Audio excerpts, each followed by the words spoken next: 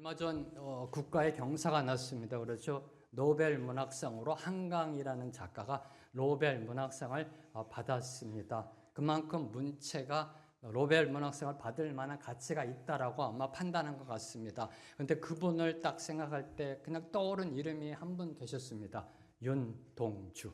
윤동주. 한강 작가가 노벨 문학상을 받았다라는 사실 앞에 떠오른 이름 윤동주.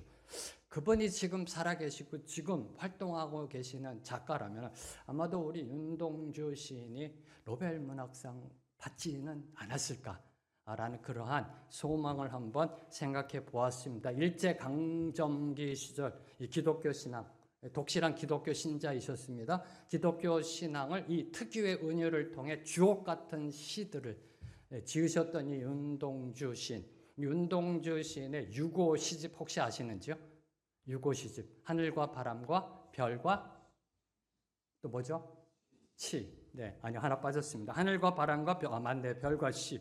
하늘과 바람과 별과 시. 이 유고 시집입니다. 윤동주 시인께서 소천하시고 나서 그 다음에 발표된 그 유고 시집의 서시를 다 아시리라 믿습니다. 서시 유명하죠. 서시는 이렇게 시작합니다. 죽는 날까지 하늘을 우러러 한 점 부끄럼 없이 없기를 입새이는 바람에도 나는 괴로워했다. 나는 괴로워했다. 네.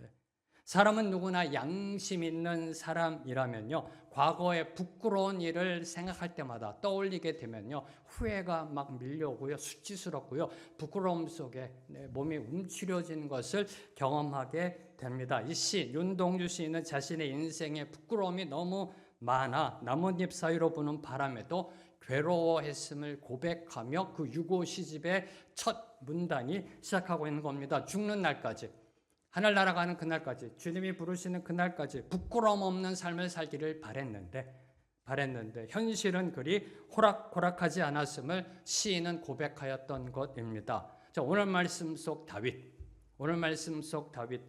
이 11장에 지난주부터 보고 있는 이 하나님의 말씀 11장에 기록된 이 부끄러운 일로 인해 아마도 입새이는 바람에도 괴로워하였을 것입니다.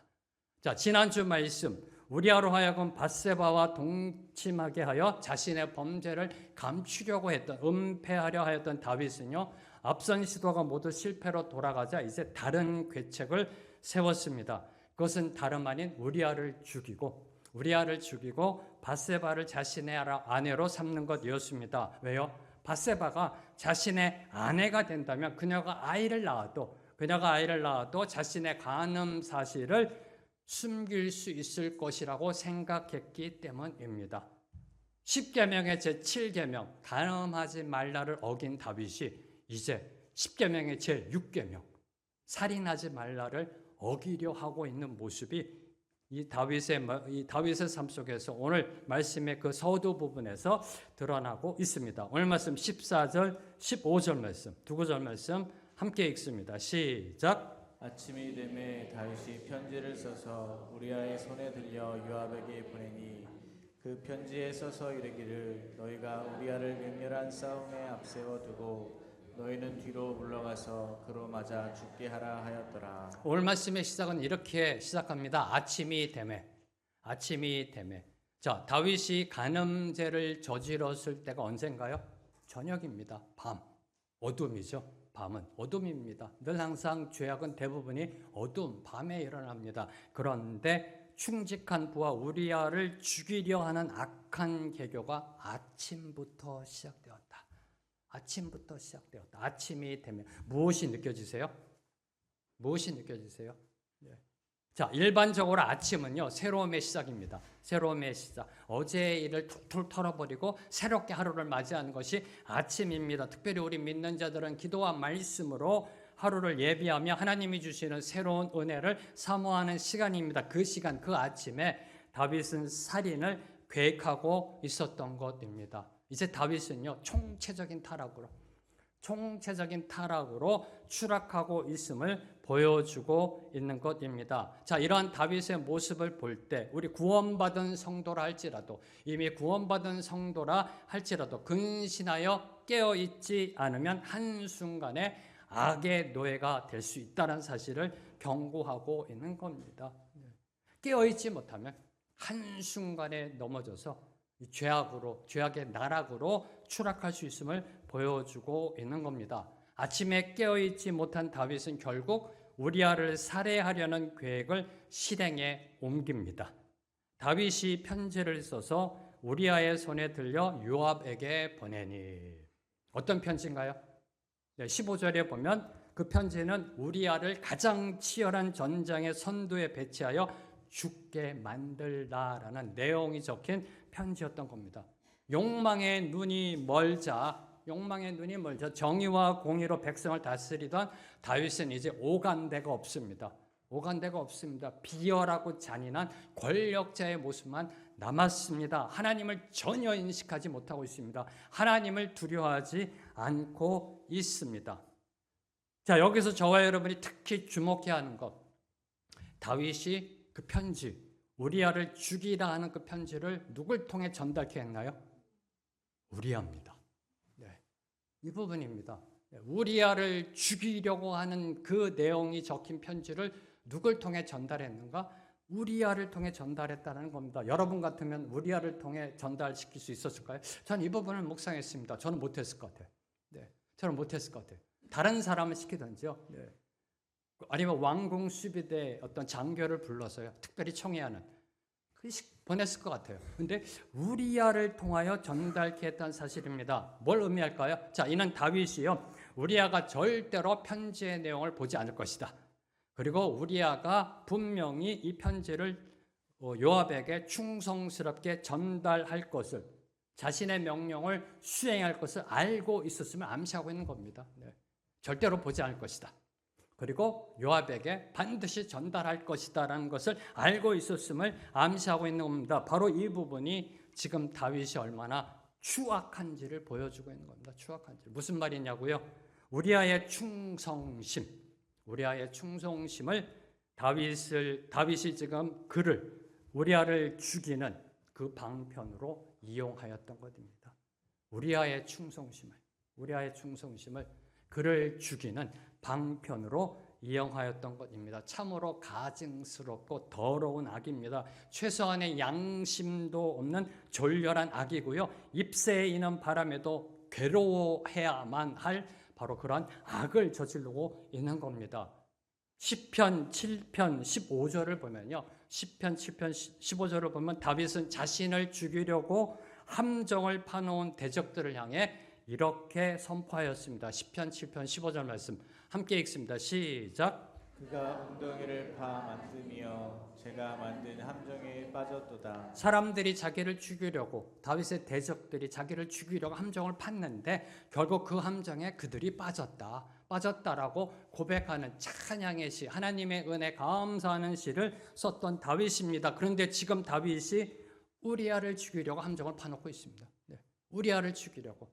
어떻게 고백했나요? 나의 대적들이 나를 죽이려고 함정을 팠는데 그들이 스스로 자기들이 판 함정에 빠졌다 라고 고백해놓고 지금 자신이 우리아를 죽이려고 함정을 파놓고 있습니다. 우리아를 죽음의 함정에 빠뜨리고자 하는 편지를 우리아 손에 직접 들려 보냈던 것입니다. 저는 이런 다윗의 모습을 보면서 제일 먼저 고백한 거, 우리 인간은 어쩔 수 없는 존재이구나의 탄식입니다.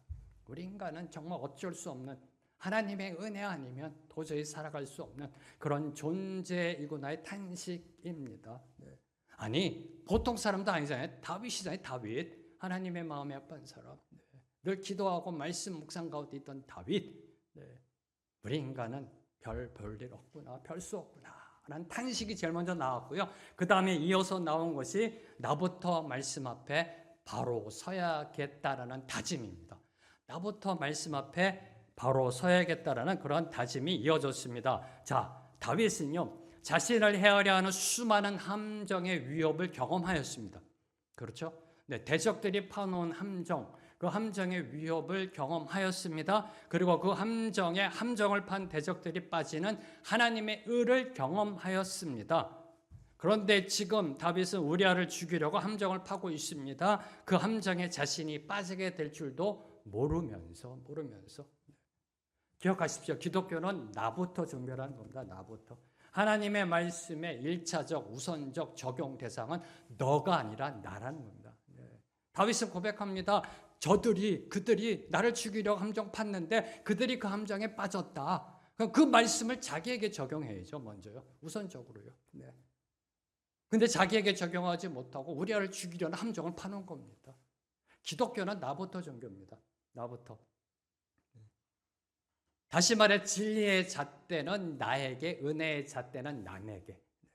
진리의 잣대, 정의의 잣대는 나에게 들이대한다는 겁니다. 은혜의 잣대, 용납과 관용과 품어주는 포용의 잣대는 남에게. 근데 저와 여러분의 삶을 보면 대부분 반대로 가잖아요.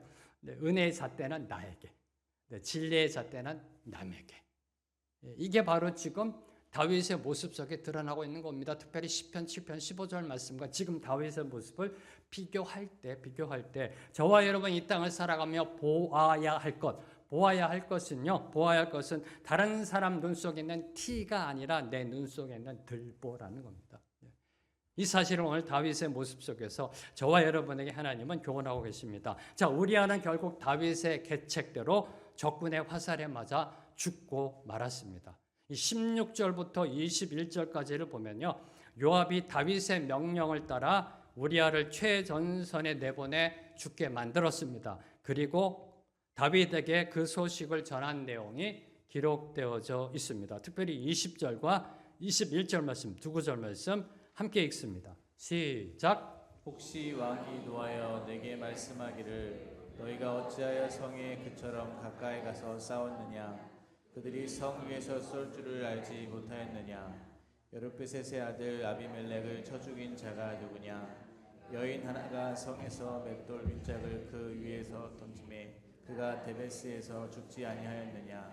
어찌하여 성에 가까이 갔더냐 하시거든 내가 말하기를 왕의 종 햇사람 우리아도 죽었나이다 하라. 자, 이는 요압이 다윗에게 전령을 보내면서 특별히 지시한 내용입니다.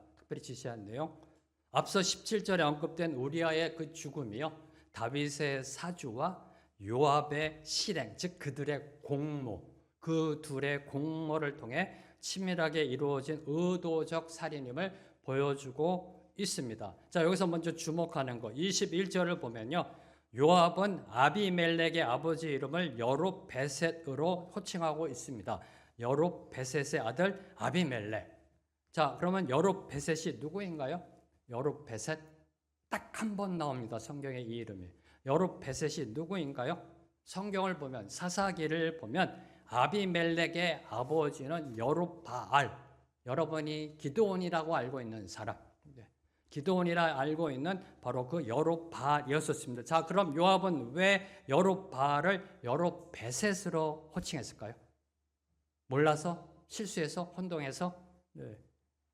자, 우리아를 살해하려는 명령을 수행하다가 생긴 그 인명 손실에 대해 만약 다윗이 자신에게 책임을 묻는다면 다윗은 참으로 여룹베셋과 같은 사람이란 의미를 담고 있는 겁니다. 참고로 여룹베셋이란 뜻은요, 수치스럽게 논쟁하는 자란 뜻입니다. 수치스럽게 잘잘못을 따지는 자란 그런 의미를 담고 있습니다.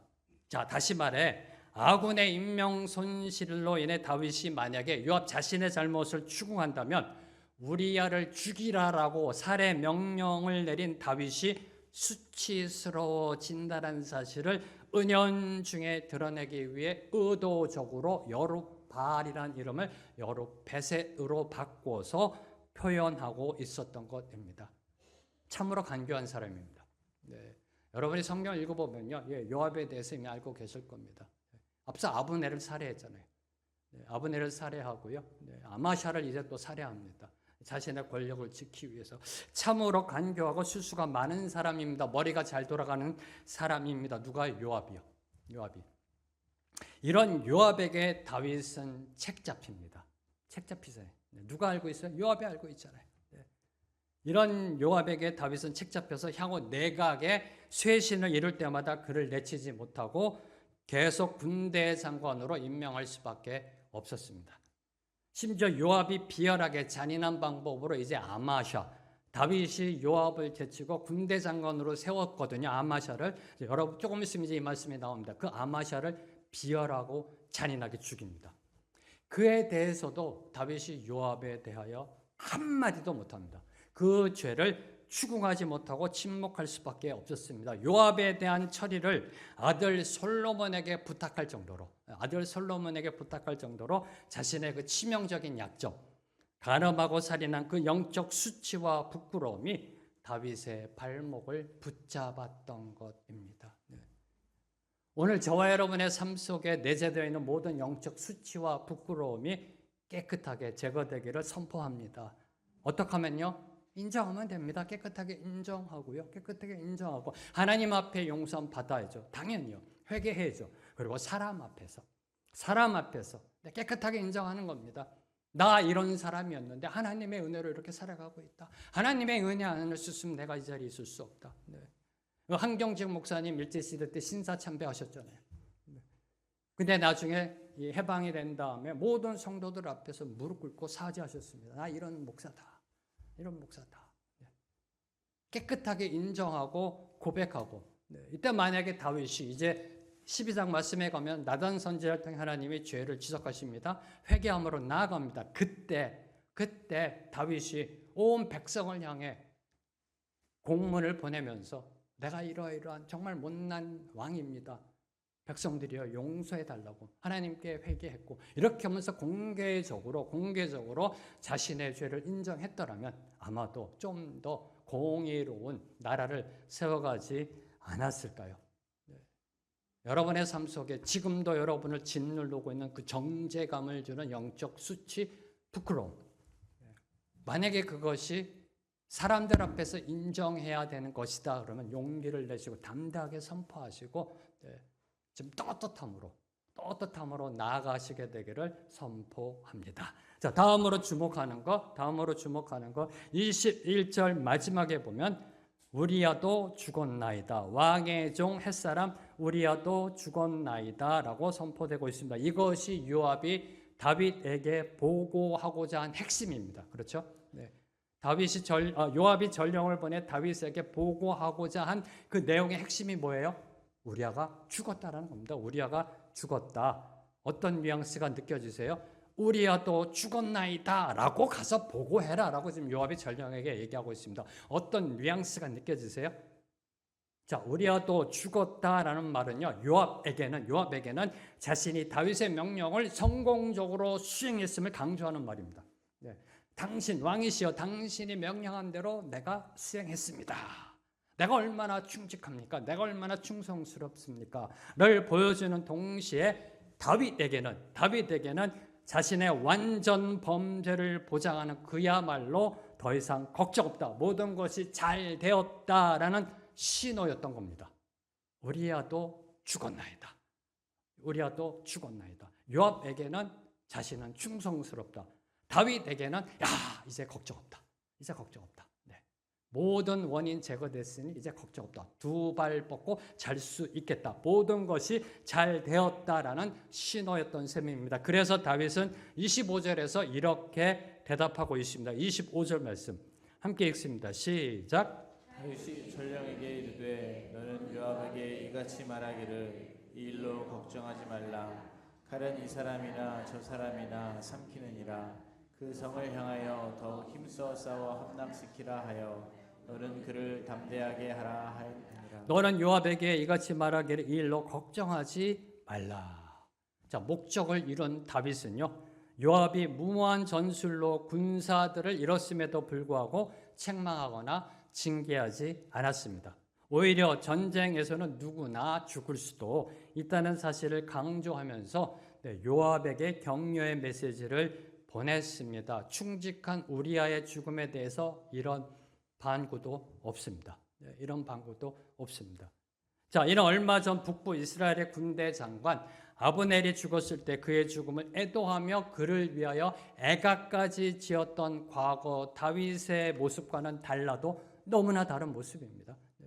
아브넬이 죽었을 때, 요압에 의하여 살해당했을 때 그를 애곡하며, 그의 죽음을 애곡하며 애가까지 지었던 다윗이 그의 충직한 부하 장수 우리아가 죽었는데 이런 방구가 없어요. 아무 말이 없어요. 아무 말이 없습니다. 그냥 요압에게 격려와 계속해서 전쟁에서 나아가서 승리하라라고 그렇게 담대하게 하라는 그런 메시지밖에 전하지 않았습니다. 지금 다윗은요, 양심의 가책도 하나님께 대한 두려움도 느끼지 못하는, 한마디로 얘기하면 양심의 화인 맞은 우둔하고 어리석은 자가 되어버렸던 것입니다. 자, 저와 여러분이 여기서 놓치지 말아야 될 것, 성경 이미 다 알고 있는 저와 여러분이 놓치지 말아야 될 것. 지금 다윗은요, 걱정하지 말라라고 말합니다. 그렇죠? 모든 것이 잘 되었다라고 생각합니다. 왜? 우리아가 죽었으니까. 우리아가 죽었으니까. 모든 것이 이제 잘 되었다고 생각하지만 이 우리아가 죽었다라는 선언은 사실 다윗 시대에 재앙이 닥쳐오고 있음을 알리는 두렵고도 무서운 선언이었던 겁니다. 선언이었던 겁니다. 자, 이때부터 다윗의 시대는 내리막길을 걷기 시작합니다.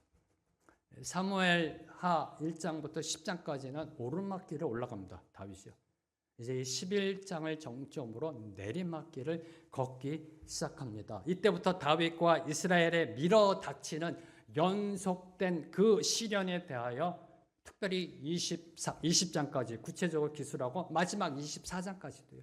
다윗의 인구조사를 통하여 이스라엘에 하나님의 재앙이 내리는 그 다윗과 이스라엘을 향한 하나님의 시련과 고난이 계속해서 닥쳐오고 있음을 보여주고 있습니다.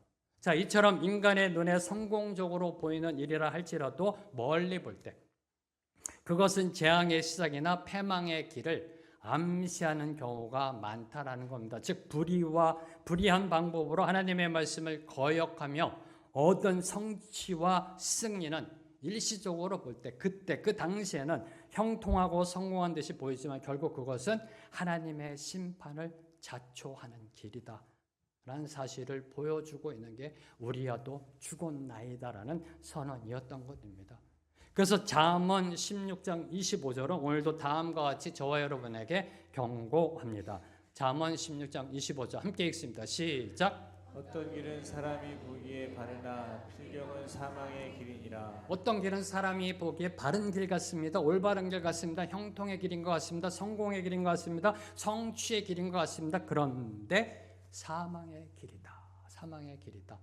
라고 잠언 저자는 오늘도 저와 여러분에게 경고합니다. 이 경고의 말씀을 암시하는 것이 칼은 이 사람이나 저 사람이나 삼키느니라의 다윗의 그 대답입니다. 25절에 칼은 이 사람이나 저 사람이나 삼키느니라가 바로 이 잠언 16장 25절의 말씀을 암시하고 있는 겁니다. 어떤 길은 올바른 길 같은데 성공의 길 같은데 필경 사망의 길이다 를 암시하는 게 칼은 이 사람이나 저 사람이나 삼킨다라는 다윗의 대답입니다. 자, 다윗은 우리아의 죽음이요. 우리아의 죽음이 전쟁 중에 발생할 수도 있는 어쩔 수 없는 희생인 것처럼 간주하였습니다. 그렇죠? 칼은 이 사람이나 저 사람이나 죽인다. 그 가운데 우리아가 있었던 거다. 이 얼마나 가식과 위선으로 가득 찬 모습이 아닐런지요. 그렇죠? 그런데 사실 다윗의 말처럼 칼은 이 사람이나 저 사람이나 가리지 않고 죽입니다. 그렇잖아요. 오늘날로 얘기하면 총탄은 이 사람 저 사람 가리지 않고 죽이잖아요. 그게 지금 러시아 우크라이나 전쟁이고 이스라엘과 하마스 전쟁이더라고요. 총알이 날라오다가 교회 다니네? 쑥 총알이 비껴가고 다른 이단 우상 믿는 사람들은 우상이 다가와 총알이 쑥 가서 그 사람 죽이고 그게 아니잖아요. 가리지 않습니다. 방아쇠가 당겨지면은 그냥 나아가서 그 사람 죽이는 게 총알이고요. 칼을 휘두르면 그 반대편의 사람은 죽게 되어 있습니다. 칼은 이 사람이나 저 사람이나 가리지 않고 죽입니다. 맞는 말입니다. 맞는 말입니다. 그런데 그 칼이 나중에 다윗의 아들들을 죽입니다. 그리고 압살롬의 손에 들려져 다윗 자신의 목까지 겨누게 됩니다. 다윗이 이거를 알았을까요? 그 당시 이것을 알았을까요? 칼은 이 사람이나 저 사람이나 죽인다. 자, 다윗은 자신에게 닥쳐올 일을 자기도 모르게 말하였던 것입니다. 말하였던 것입니다. 마치 주님께서 십자가를 통해 이루실 일에 대해 자신도 모르게 예언하였던 제사장 가야바처럼 가야바처럼 한 사람이 죽어서 나라가 평안해진다. 네. 이게 하나님이 일하시는 방법 중에 하나입니다. 그래서 저와 여러분이 늘 깨어 있어야 되고요. 영의 귀가 열려 있어야 됩니다. 잘 들어야 합니다. 하나님은 말씀하세요. 늘 말씀하세요. 이게 하나님이 일하시는 섭리 중에 하나니까요. 예.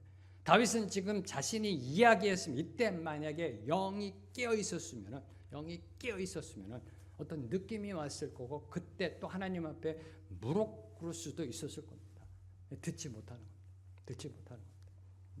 특별히 저희들이요. 이렇게 이 세상을 살아가면서 내가 한 말, 그 한 말대로 돌아오는 경우가 많잖아요. 저희들도. 그래서 뭐라고 그래요? 말이 씨앗이 된다고. 말이 씨앗이 된다.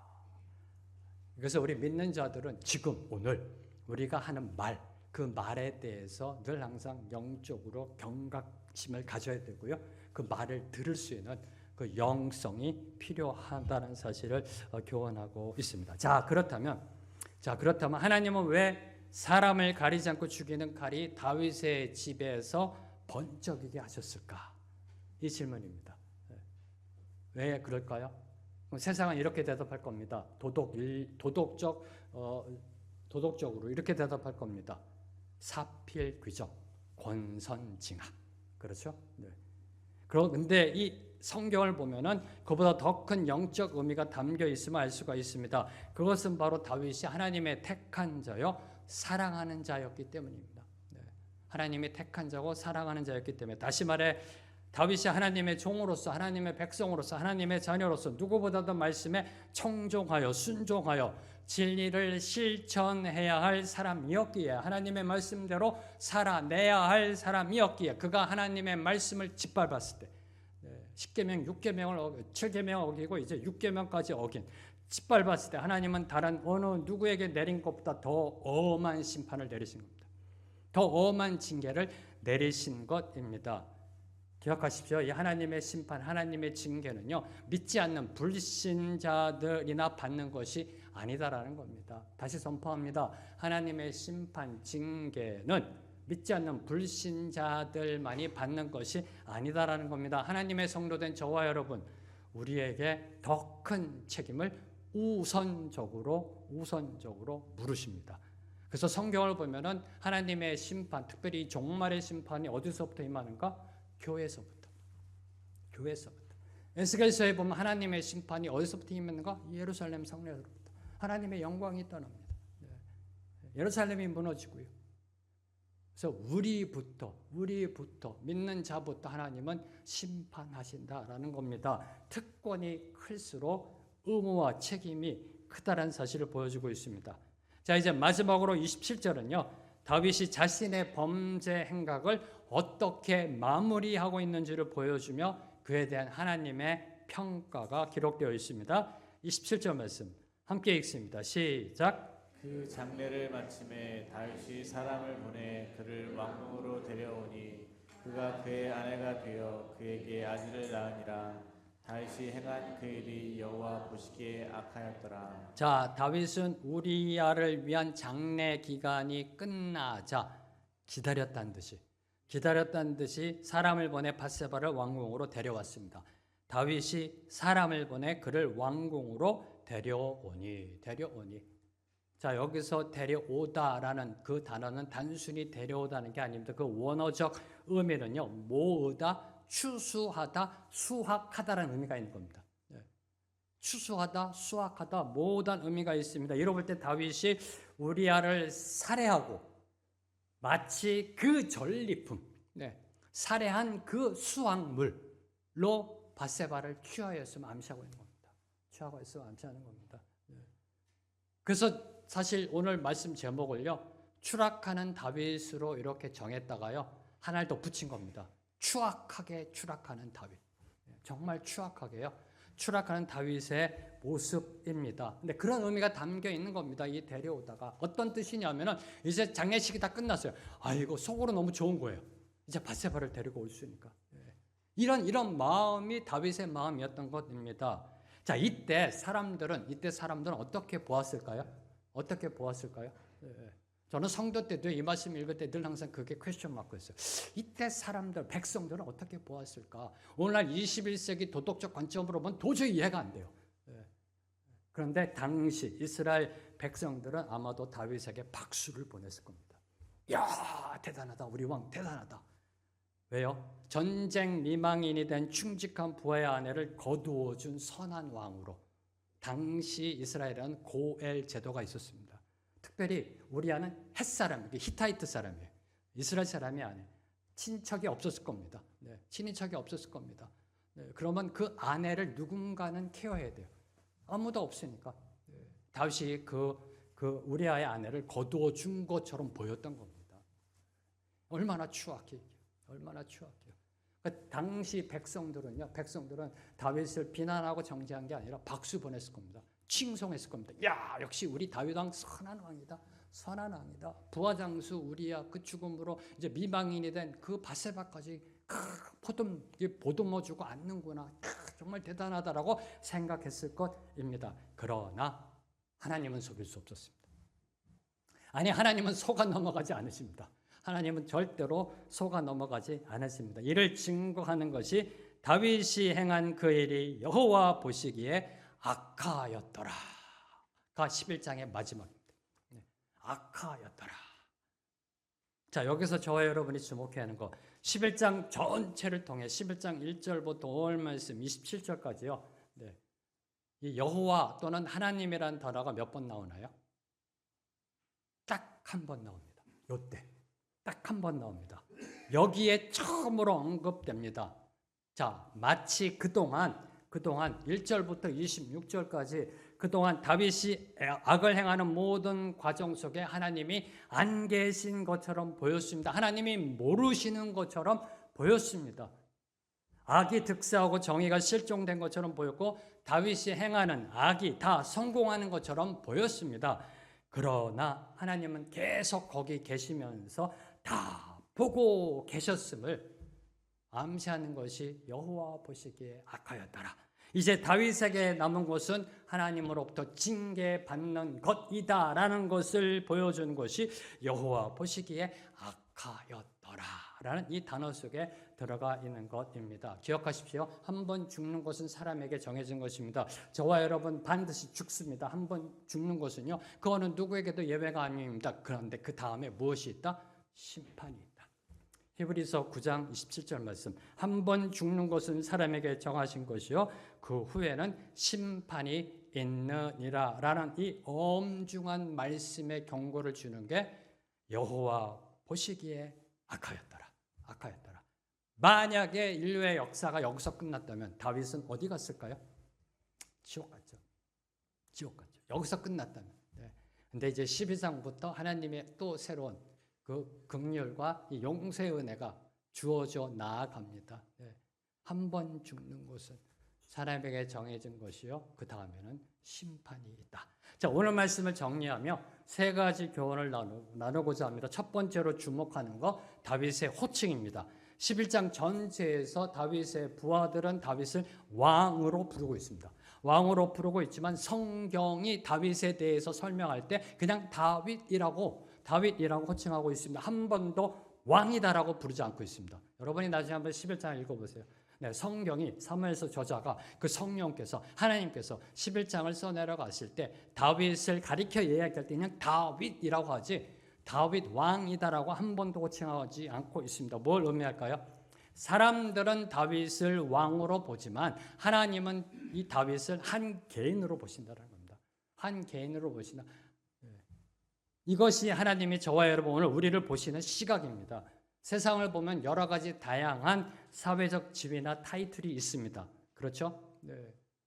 이 세상적, 사회적으로 볼 때 대통령으로부터 시작해서 뭐 국회의원, 판사, 검사, 의사, 회장, 사장, 뭐 이사, 부장, 과장, 다양한 타이틀과 다양한 직위가 있습니다. 자, 교회를 보더라도요, 목사, 전도사, 장로, 권사, 집사, 순장 등등 이러한 타이틀이 있습니다. 그런데 하나님께 중요한 것은 그러한 타이틀이 아니다라는 겁니다.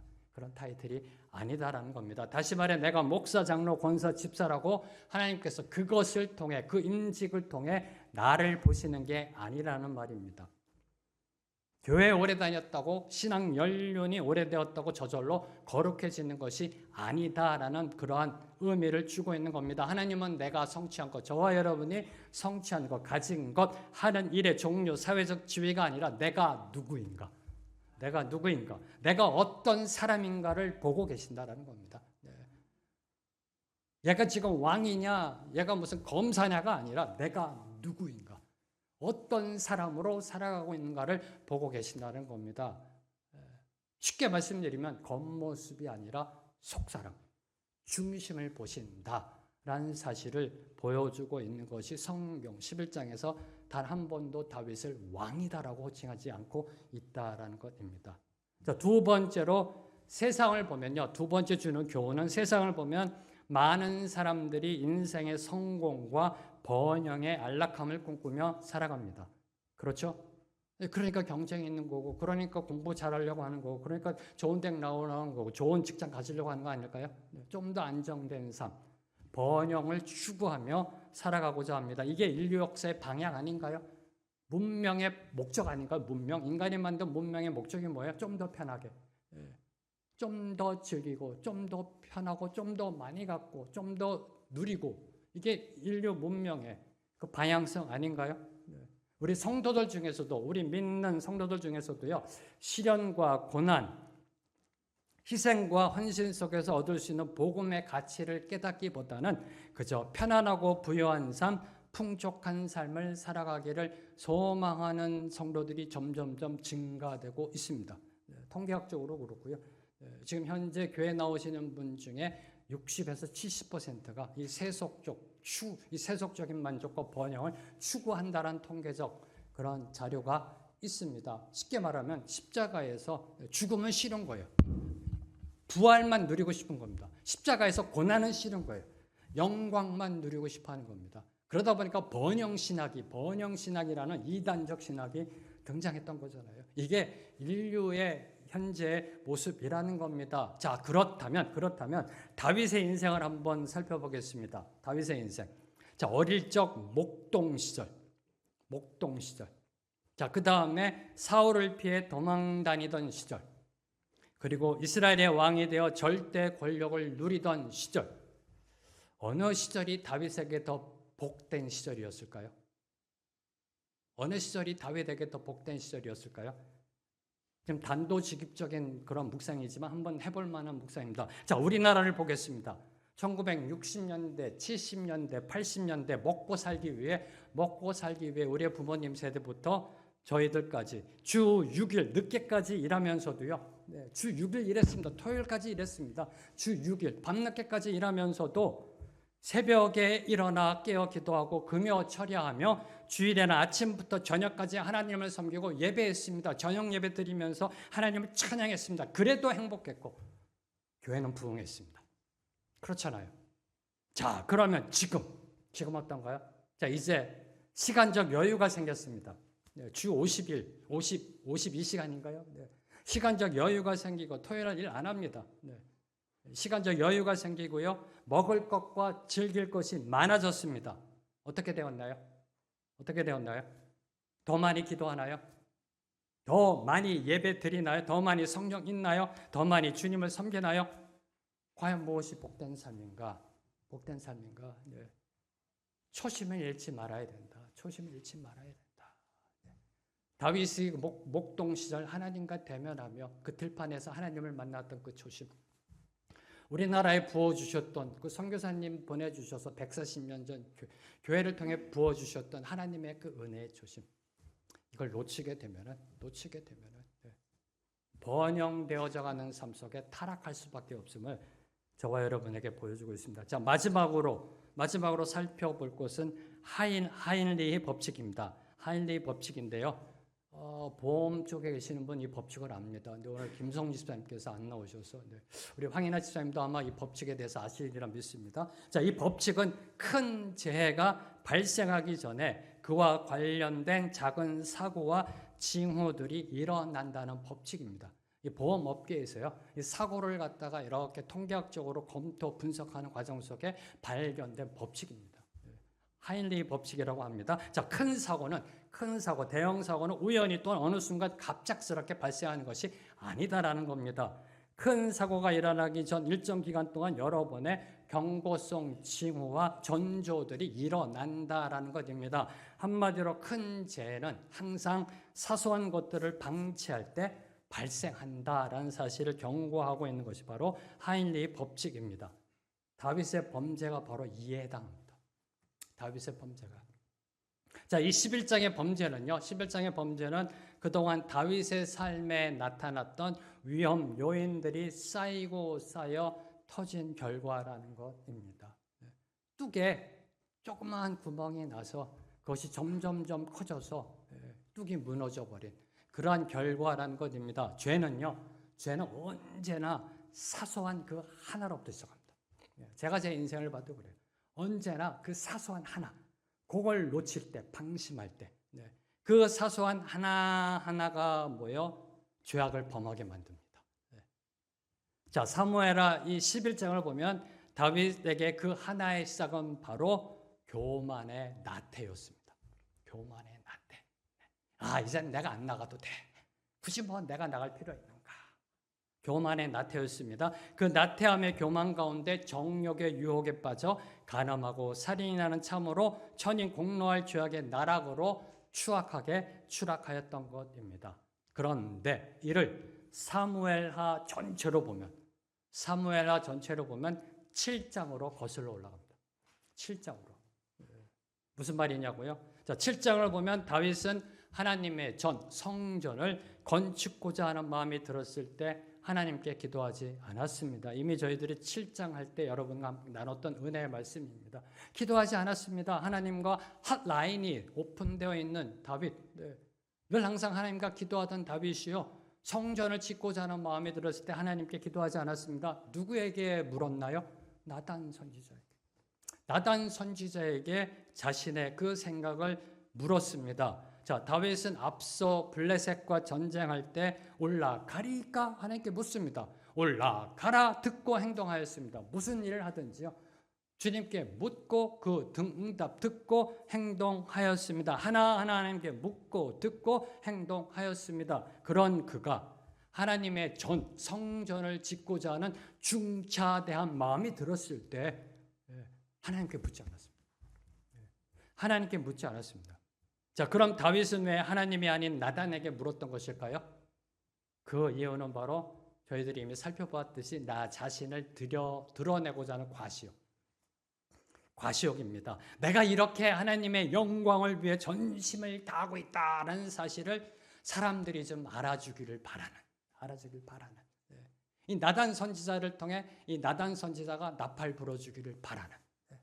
바로 그러한 마음이 있었던 것입니다. 하나님과 기도하고 하나님의 응답 들으면 되는데요. 참 하나님이 위트 있으신 분이라는 것도 우리가 7장 할 때 배웠잖아요. 그때 하나님이 다윗에게 응답 안 하시고 나단에게 또 응답하세요. 자, 다윗이 밧세바와 간음하고 우리아를 살인 교사한 그 천인 공노할 범죄는 오늘 갑자기 뚝 떨어진 범죄가 아니라는 겁니다. 갑자기 어느 날 일어난 우발적 사건이 아니라는 겁니다. 나를 드러내고자 하는 과시욕의 교만. 그 과시욕의 교만이 나태함의 교만으로 이어지고 거기에 정욕이라는 휘발유가 부어져서 권력의 교만, 왕이니까 뭐든지 다 할 수 있으니까 권력의 교만으로 이어져 다윗의 신앙을 무너뜨린 겁니다. 죄는 추락의 연속입니다. 단 한 번만으로 끝나지 않습니다. 추락의 연속입니다. 악의 과정을 거치며 서서히 그러나 속도가 점점 붙으면서 추락하게 만드는 것이 바로 죄임을 다윗의 인생을 통하여 하나님은 저와 여러분에게 교훈하고 계십니다. 오늘 말씀 맺겠습니다. 자, 다윗은 하나님의 마음에 합한 믿음의 사람이었습니다. 하나님을 경외하고 기도하며 하나님을 찬양하는 그 숱한 시를 썼으며 백성들을 정의와 공의로 다스리던 왕이었습니다. 그런데 그와 같은 믿음의 사람 다윗도 하나님 보시기에 어떤 일도 행했다? 악한 일을 행하였다. 그런 믿음의 사람도 하나님 보시기에 악한 일을 행하는 연약한 인간이었습니다. 교만과 정욕의 포로가 되어 죄악의 시궁창으로 추락하였습니다. 저는 이 두렵고도 엄중한 사실 앞에 다음과 같이 부르짖을 수밖에 없었습니다. 오늘 말씀을 정리하면서요, 그냥 나온 거, 오늘 말씀을 결론 지으면서 그냥 나온 거, 주여 도우소서, 이거밖에 안 나오더라고요. 예. 주님 도와주소서. 주님이 손 놓으시면 한순간에 무너집니다. 하나님이여 나를 도우소서. 성령 하나님이여 나를 만지소서. 함께 찬양하며 나아갑니다.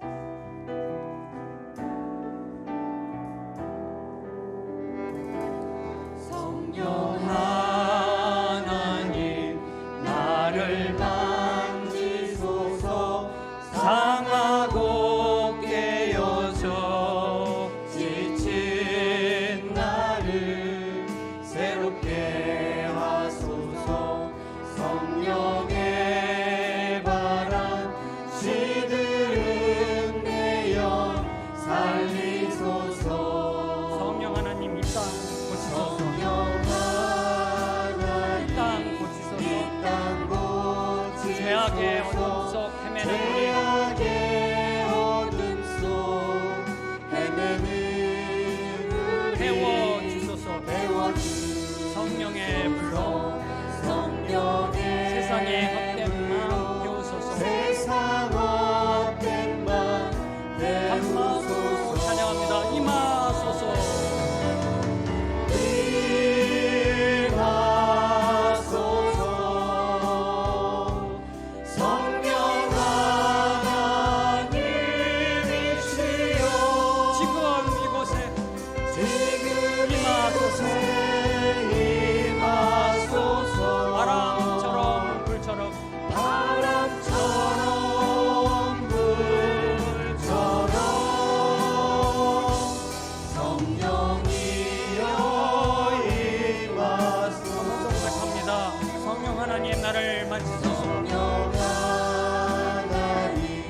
나를 만지소서. 상하고 깨어진 지친 나를 새롭게 하소서.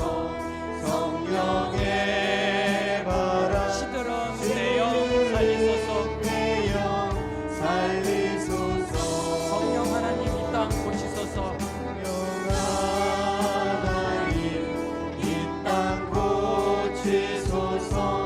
죄악의 어둠 속 헤매는 우리 태워주소서. 성령의 불로 세상 헛된 맘 태우소서. 소망하며 성공합니다. 임하소서. 성령 하나님이시여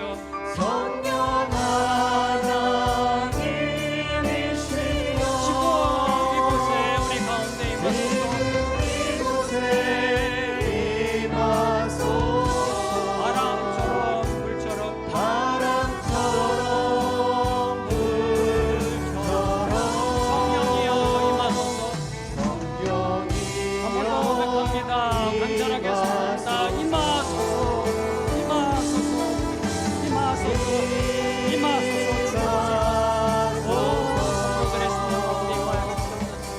만져주시옵소서. 이끌어주시옵소서. 인도하여 주시옵소서. 성령의 임재 안으로 들어가게